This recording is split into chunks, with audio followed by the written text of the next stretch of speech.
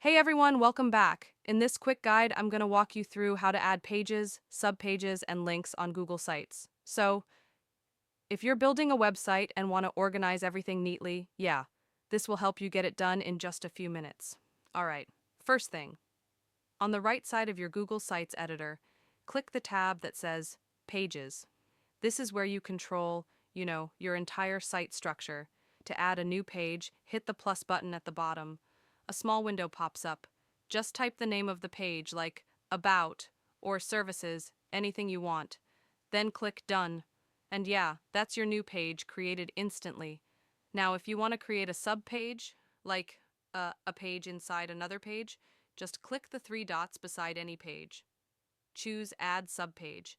Give it a name and hit Done. Google Sites automatically nests it under the main page, which keeps everything clean.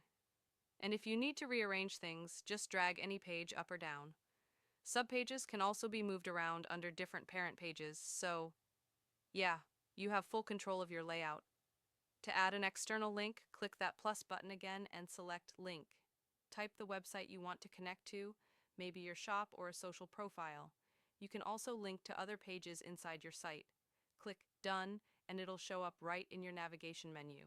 Anytime you want to rename, hide, or delete something, just hit those three dots again. You can adjust everything from there without messing up your layout. And that's basically it. You now know how to add pages, subpages, and links on Google Sites.